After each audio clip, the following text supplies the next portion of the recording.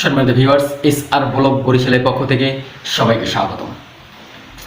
আজ আমি আমার বাংলা নিয়ে কিছু কথা বলবো, বিদ্যালয় নিয়ে কিছু কথা বলবো, যে বিষয়টা আপনারা অবগত আছেন, কেউ জানেন অথবা কেউ জানেন না, এমনই বিষয়টা।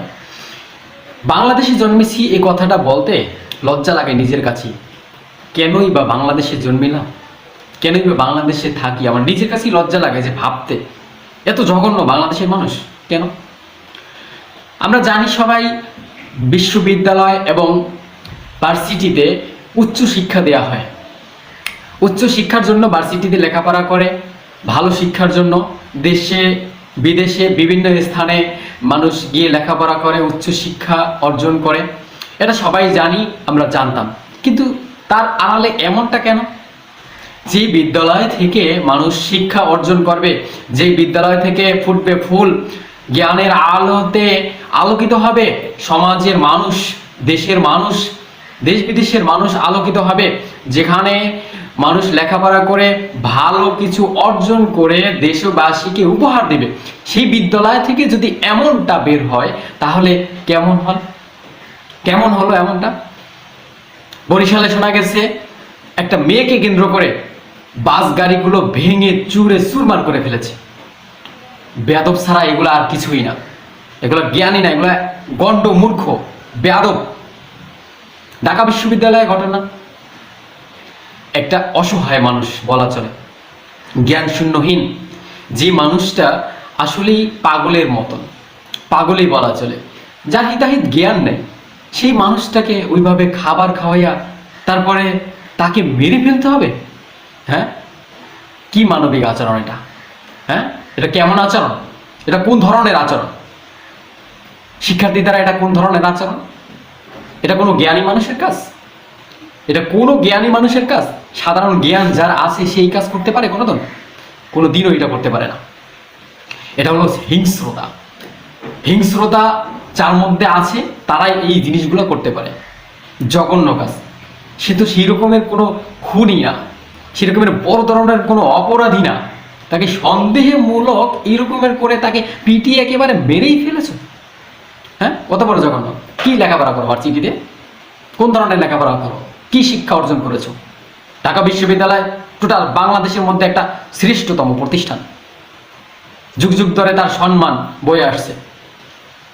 সেই সম্মানগুলো তোমরা মাটিতে মিশিয়ে দিয়েছো, একদম মিলিয়ে দিয়েছো মাটিতে, একদম সেই মান সম্মান ইজ্জত সবকিছু ধুলায় মিশিয়ে দিয়েছো। বিগত দিনে ঢাকা বিশ্ববিদ্যালয়ের অবদান অনেক রয়েছে।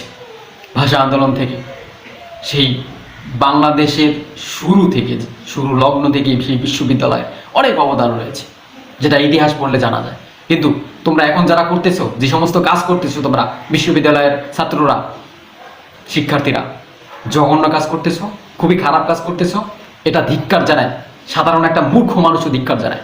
যারা লেখাপড়া জানে না, যারা মূর্খ, অশিক্ষিত, যারা নিরক্ষর, যারা কিছু জানে না, তাদের বিবেকেও সাড়া দেয় যে এই কাজটা কেমনে করে। তাদের বিবেকে পর্যন্ত সাড়া দিয়েছে তারা যে এই কাজটা কেমনে করলো।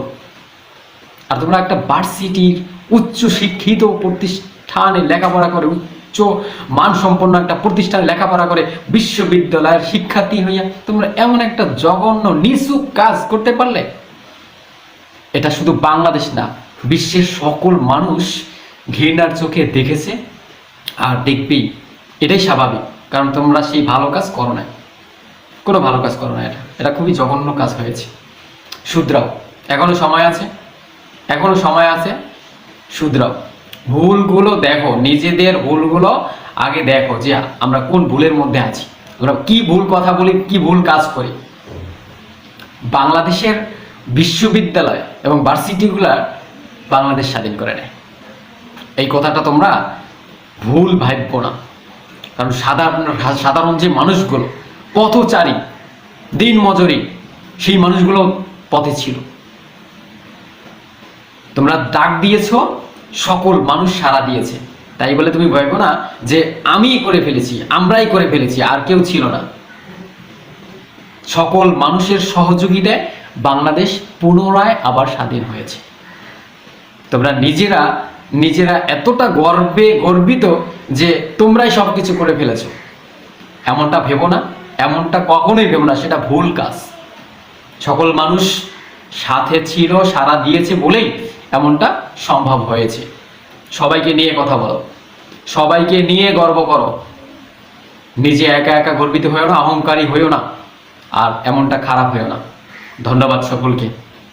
জ্ঞান রেখে চলো পথ, যতদিন আছো দুনিয়ায়।